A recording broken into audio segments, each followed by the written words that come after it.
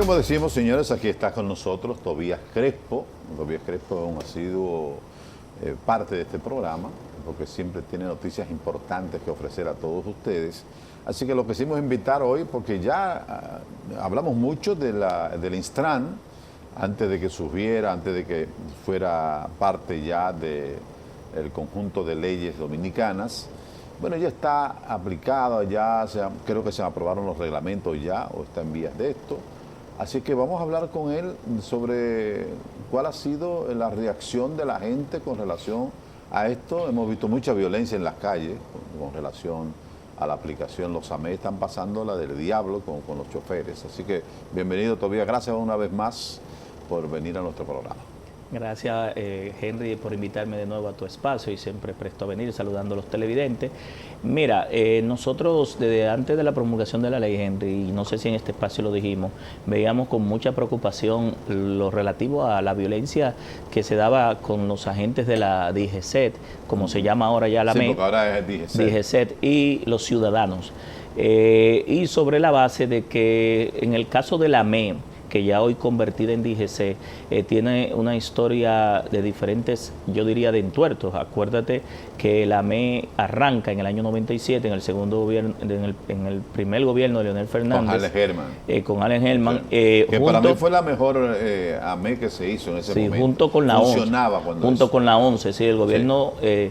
Replicó lo que en su momento fue Onatrate, Sí. que fue el primer intento de colectivización y masificación del transporte. Entonces se creó la ONSA, la Oficina Metropolitana de Servicios de Autobuses, y a la vez paralelo se creó una nueva policía que se llamaba la B, pero que no era una policía, sino una autoridad que lo que iba era a viabilizar los corredores exclusivos que estaban en la 27 y en la Kennedy.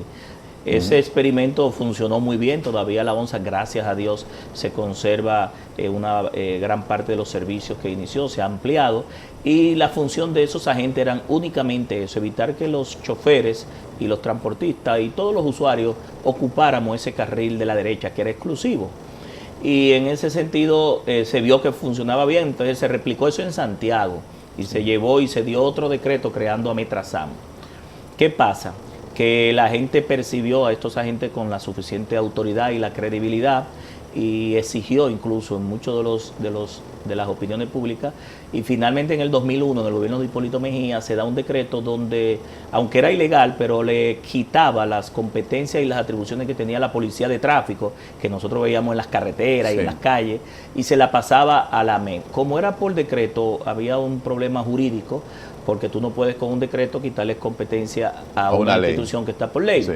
Pues bueno, antes de irse, el expresidente Hipólito Mejía, en el año 2004, en un intento de reforma policial, la ley 96-04, pues enderezan este entuerto y llevan la ME con un artículo y 2 párrafos a la Policía Nacional. Ahí la gente... Se devuelven a la policía. Que la policía reportaba al Ministerio Administrativo de la Presidencia. Sí, así era. Pero era una policía, no podía estar reportando a un ministerio administrativo. Tendría que venir al Ministerio de Interior, al Ministerio de Interior y a la Policía Nacional. Pero déjame decirte que cuando estaba reportando al Ministerio de Interior fue cuando mejor se manejó. La gente dijo que...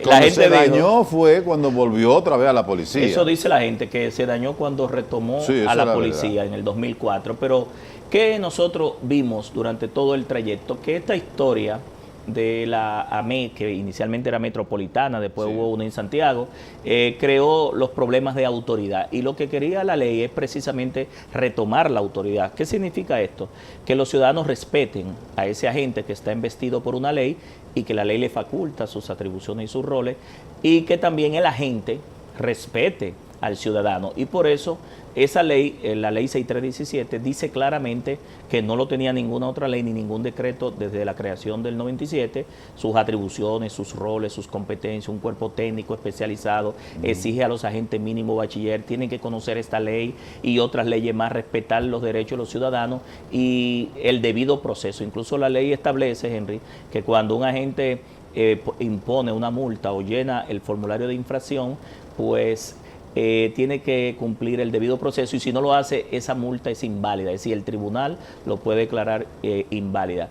¿Qué es lo que nosotros estamos buscando? De que los ciudadanos respeten la autoridad y la autoridad respete también. ¿Por qué? Porque cuando la autoridad se expresa con violencia y actúa con violencia, provoca en muchos casos que la ciudadanía también le responda con violencia, y ahí no es que debemos llevar. Nosotros debemos llevar al Estado de Derecho, al cumplimiento de la ley, y que esta ley le permita también a estos agentes, no solamente que son policías, sino especializarse en el protocolo de abordaje a los ciudadanos. No sé si tú has visto fuera de este país cómo los policías de tráfico abordan, ¿verdad?, al ciudadano, que no entran en un dime y direte, en un enfrentamiento campal eso es cierto hasta cierto punto. Bueno, ya cuando el ciudadano actúa con violencia, entonces la gente tiene que utilizar los mecanismos para someterlo a la, como dicen porque, ellos, ¿qué es lo que está pasando aquí en las calles? Realmente, porque no solamente es al miembro de la AMET,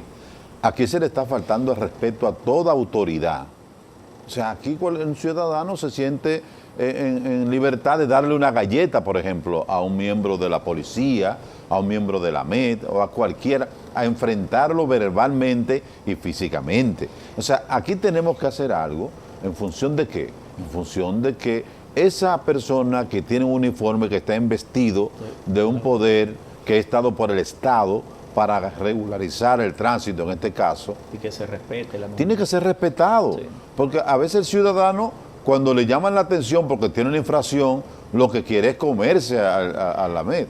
Que hay que mejorar quizás también en la forma como el AMET aborda al ciudadano. Estoy de acuerdo, porque yo mismo le he dicho, pero usted no tiene que hablarme así para pararme o decirme. Yo se lo he dicho. O sea, yo no soy un delincuente, porque a veces por la misma reacción que tiene el ciudadano, ya ellos van también predispuestos. Entonces, es un asunto de parte y parte, pero aquí también hay una gran falta de parte de la gente, que no quiere entender que, equivocado o no, esa es la autoridad que está para eso. Es como un juez. O sea, usted no puede ir al juez, de subirse al estrado y dar una galleta porque le dio una sentencia en contra suya. Y es auxiliar del Ministerio Público ese policía. Entonces, creo que tenemos que mejorar, y creo que se ha mejorado, porque también me he topado con muchos AMET que lo he felicitado por la forma en cómo te abordan, muy educados. Porque hay que decirlo. Mira qué pasa, la policía de Pero tráfico, hay un problema de falta de la ciudadanía de respeto a la autoridad, a todas, sí, no a la menos, a todas. Mira qué pasa, Henry. Nosotros entendemos que en la ciudadanía hay unos niveles muy altos de violencia, y que el dominicano, la dominicana, está expresando su insatisfacción, sus problemas, sus preocupaciones en las vías, de manera igual como lo puede expresar en cualquier sitio que no son las vías públicas. Y por ende, yo incluso he apelado, porque después de esta ley, Henry, nos han convocado de muchas academias, de todas las universidades, sobre todo ingenieros, arquitectos y abogados, que son los interesados. Y yo digo, miren, aquí hay que meter incluso hasta cientistas sociales, sociólogos, psicólogos, para ver qué es lo que está pasando en la psiquis del dominicano, que está actuando con unos niveles de agresividad y de violencia que están llevando al irrespeto a la autoridad. Y sobre eso yo siempre digo que hay que llevar al régimen de consecuencias. Sí, en la República Dominicana esta ley debe llevar, y como es transversal a diferentes actividades dentro de las actividades que hacen los dominicanos y dominicanas de manera común, a que se respete, respetando esta ley, Henry, respetando y llevando al régimen de consecuencias, nosotros vamos a civilizar en la República Dominicana, porque el dominicano llega a una intersección, no cede el paso. Primero, habría que ver si sabe quién es que tiene el derecho de paso. Sí, pero, segundo, no respeta el paso de peatón. Pero, oye, se pone encima del paso peatonal, se lleva la luz roja o en exceso de velocidad, y entiende que la autoridad no puede sancionarlo o fiscalizarlo, y no es así. Vamos, yo quiero hacer una parte contigo ahí, porque es verdad, aquí el ciudadano no cede el paso, no lo cede. Ahora, ¿tú sabes por qué no lo cede?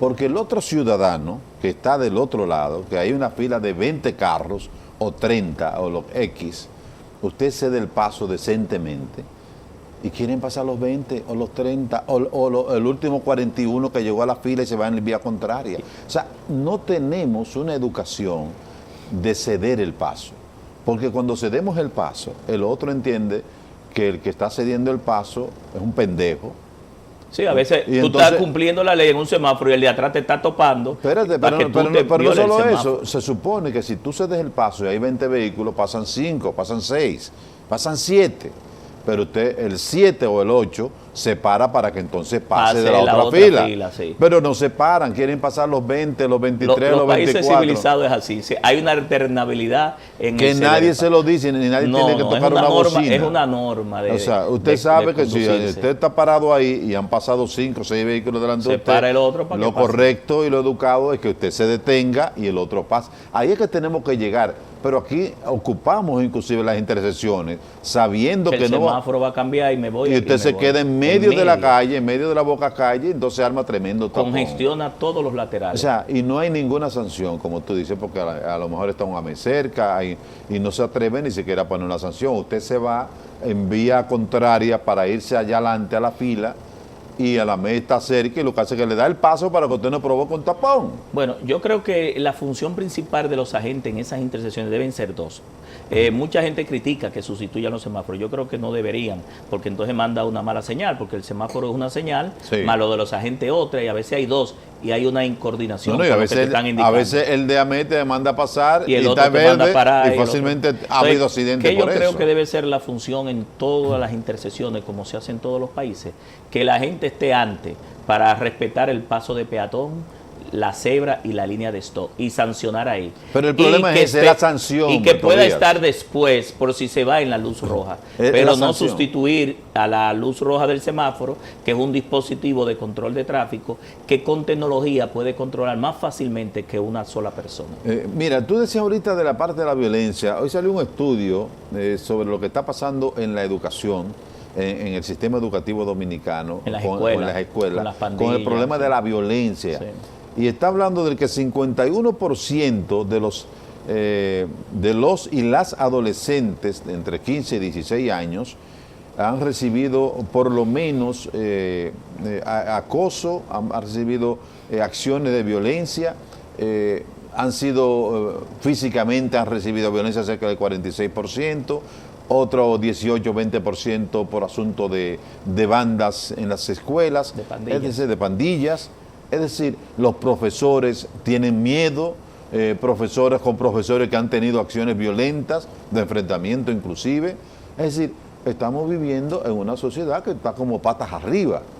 Porque si estamos hablando de lo que están formando los estudiantes, que ya en sí tienen un ambiente caldeado porque vienen de su casa también y de Y su con sector, hogares a veces de su disfuncionales. sector precisamente de familias disfuncionales, que el papá es, a lo mejor está preso, la mamá es alcohólica, etcétera, o no tienen esa preocupación por la formación de sus hijos. Entonces, la escuela, que se supone que es la segunda parte, el segundo hogar donde tiene que irse a formar, tenemos El complemento del hogar. entonces tenemos esta manifestación de esa violencia que se está viviendo también en ese barrio, en ese sector, y no tenemos como una respuesta adecuada. Hemos visto estudiantes que han acuchillado a otros, que eso nunca se había visto aquí. Hace varios años pasaron varios casos de esto, profesores que fueron agredidos por estudiantes, profesores que a veces tienen que ponerle una calificación más o menos a un estudiante para evitarse un problema con él y con la familia de ese muchacho. Es decir, hay que prestarle atención a esto porque hay una parte de la educación, hay una revolución educativa que está tratando de aportar algo importante para tener una sociedad mejor. Eso que tú hablas de esa violencia que hay en el sistema de transporte, donde se manifiesta de manera cruda, porque hemos visto casos espeluznantes de guerra, de enfrentamiento con armas blancas, con tiros, con muertos, con lesionados, con amputados.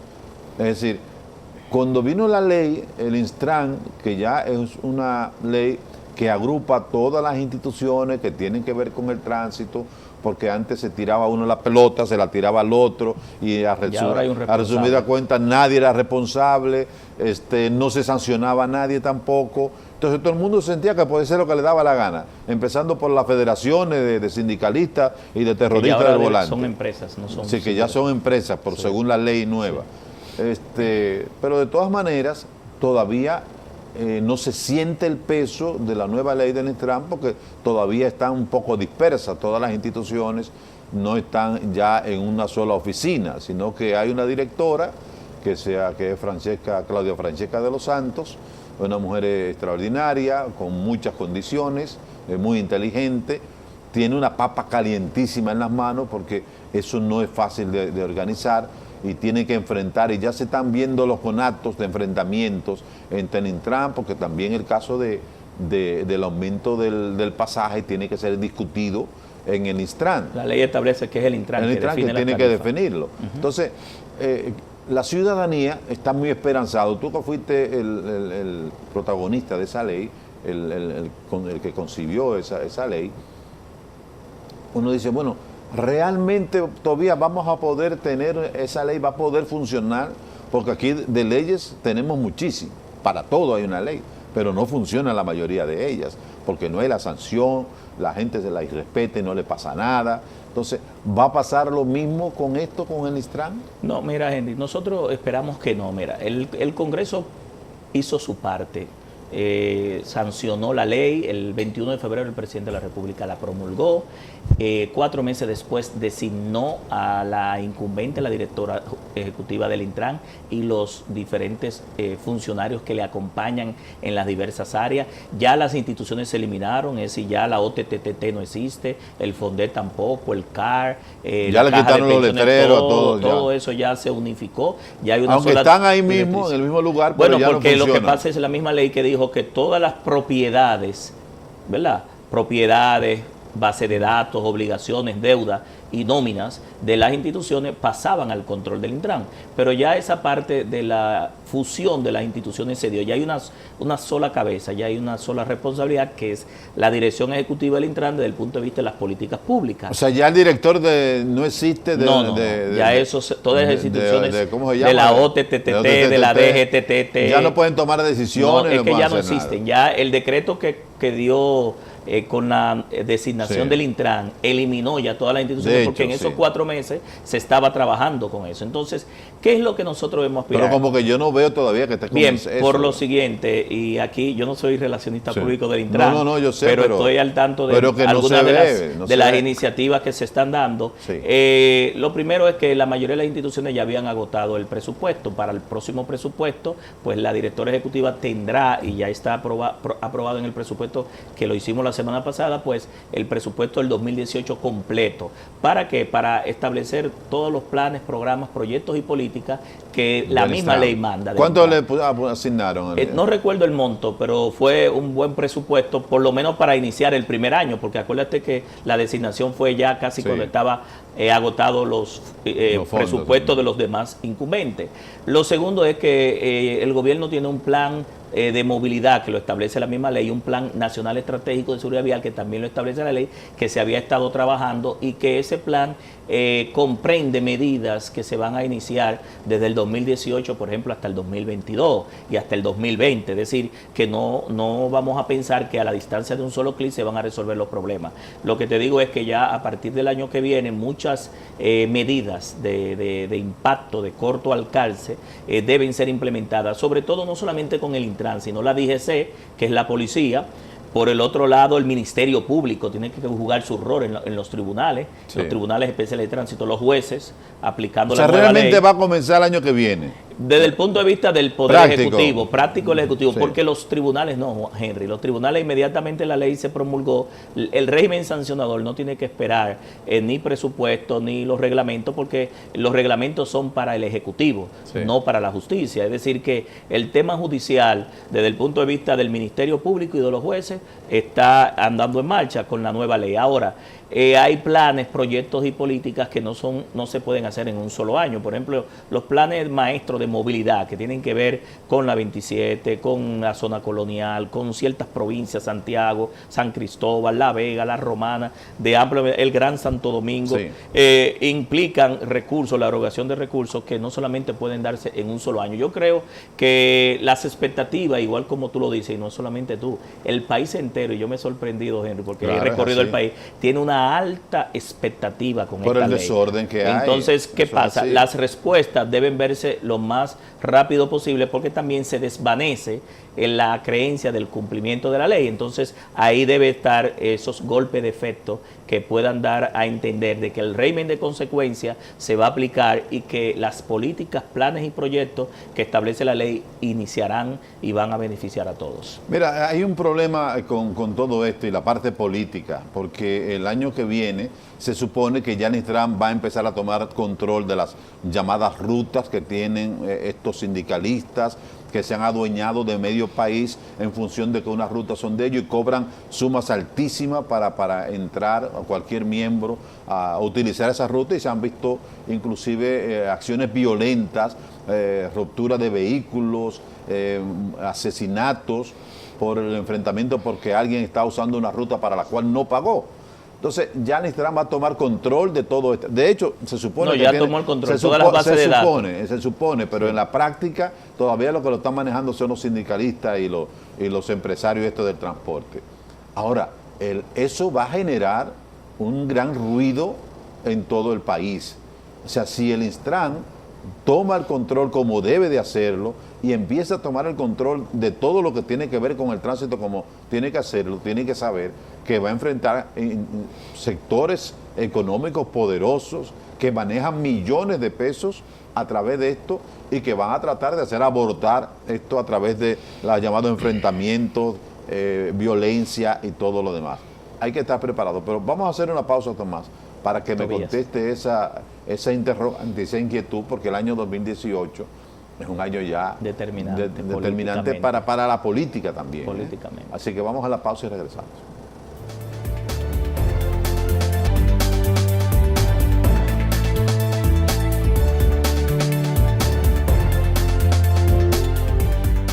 Mira, Tobías, esa es la gran preocupación, porque es que aquí la política lo daña todo, ¿no? Y inmediatamente empiezan los ruidos, empiezan los funcionarios a tratar de calmar esto, porque lo menos que le conviene al gobierno es un año tan importante para las decisiones electorales y de candidaturas para el año 2019. Es como complicado, entonces la parte política siempre ha metido sus manos en esta cosa y entonces empieza a reunirse, a querer suavizar y terminan dejando el asunto tal y como estaba. Esa es la gran preocupación. El año 2018 es un año sumamente clave para lo que va a pasar en el 20 aquí. Sí, por eso yo indico que en el caso de los transportistas, como tú hablabas, las que son empresarios, sabes que originalmente eran independientes, luego cooperativas, después federaciones, después sindicatos y apelaban al código laboral. Pero ya ahora la ley establece que deben ser empresas y más del 80%, casi el 90% ya se han convertido en empresas y en gerente de transporte. Yo entiendo que al ser parte del problema deben ser parte también de la solución. Desde el punto de vista de el impacto político que pueda tener la aplicación de la ley 6317 con respecto a resolver los problemas que se tienen y uno de los grandes desafíos del Intran y del Ejecutivo en las vías, en las calles, el desorden que se ve, la rentabilidad que pueda tener desde el punto de vista de los ciudadanos, que somos los que finalmente votamos, va a superar los costos políticos. Yo siempre dije que el costo que estamos pagando, no solamente político, sino económico, social y de salud, por no tomar las decisiones que debimos haber tomado hace 20 años, Henry. Hace 20 años sí. Esta primera reforma debió haber iniciado en el 1996. Sí. Tenemos 20 años de atraso, donde ya países avanzaron y suavizaron ese costo político que se puede transferir de periodos electorales a periodos electorales, porque acuérdate que esta ley fue votada, Henry, por los diputados de todos los partidos, es decir, sí. Los diputados del PRD, del PRM, de Reforma. Pero lo único que afecta a un ruido, un enfrentamiento de esa naturaleza es al partido de gobierno. Depende. Sobre todo si el presidente se quiere repostular. Si la respuesta que la ciudadanía ve con respecto a las medidas son favorables, en vez de afectarle, les benefician. Yo siempre digo que a veces el no tomar la decisión en el momento a futuro te da un costo político mayor. Y nosotros lo demostramos cuando estuvimos en tránsito terrestre. Nosotros duramos 6 años ahí, tomamos medidas en el momento que debimos tomarla, y si es verdad, en los momentos políticos y electorales hay un cierto sesgo, de dejadez y de inacción con respecto a ciertos temas que pueden restar votos. Pero yo creo que la ciudadanía sí percibe, porque yo digo que como termina un gobierno, terminan las elecciones. Entonces, sí, el gobierno debe terminar bien para que ganemos las elecciones del 2020. Pero hay un punto también que incide mucho en todo este tipo de decisiones, si hay un proceso de reelección abierto o si no lo hay. Si hay un proceso de reelección, que algunos dicen que sí, otros dicen que no, pero todavía está en nebulosa, pero tendrá que definirse en el año 2018. Mira, yo creo, Henry, que el presidente Danilo Medina no está en eso, ni debería estar en esto. Es mi recomendación a nivel particular. ¿Por qué no debería estar en eso? Bien, bueno, porque primero, Danilo Medina juró por una constitución que no le permitía repostularse. Sí. Se hicieron los acuerdos políticos dentro del comité político, se promovió una reforma a la Constitución, se modificó el artículo 124 exclusivamente para que él pueda repostularse, y con una disposición 20ª final que dice muy tácitamente, expresamente que dice que ni él ni la vicepresidenta para el periodo siguiente, el 2020, pueden repostularse. Y no solamente que promovió esa reelección, ¿verdad?, ese cambio de la Constitución, sino que juró el 16 de agosto, el 16 de agosto del 2016, respetar esa Constitución que él mismo propició. Entonces, echar para atrás una modificación o hacer otra modificación, o tratar de imponer una reelección, no pudiera ser no solamente producente, sino contraproducente, porque no todas las situaciones son iguales. La situación del 2016 política no va a ser la situación del 2020. Yo digo que la mejor reelección que puede lograr los funcionarios que están detrás de eso es lograr que Danilo Medina termine bien su gobierno hasta el 2020 y que todos sus programas, proyectos y políticas públicas que prometió en campaña se terminen, porque si el presidente termina bien, se reelige el partido, entonces reelegimos al PLD, y eso es lo que debería estar cada uno de los funcionarios, los diputados, nosotros que somos PLDistas, los alcaldes, los regidores, hacer nuestro trabajo en cada una de nuestras funciones públicas y en las demarcaciones para que el PLD termine bien y que haya unificación hacia el 2020 para que retengamos el poder. Eso yo creo que debe ser el objetivo 1A de los colaboradores del presidente de la República de cara hacia el 2020, porque Juan Bosch decía, si la economía va bien, la política va bien. Entonces el PLD durante estos 20 años ha establecido políticas macroeconómicas que han ido en crecimiento del país, en desarrollo del país. Entonces el estadista debe estar apuntando a eso. Lo mejor que yo creo que Danilo le puede pasar como presidente de la República es que siga su alto nivel de simpatía y de valoración ante el electorado como lo terminó en el 2016 y que pueda reelegirse, pero el PLD. El problema también es las candidaturas dentro del Partido de la Liberación Dominicana. Indiscutiblemente que este no es el mejor momento del PLD.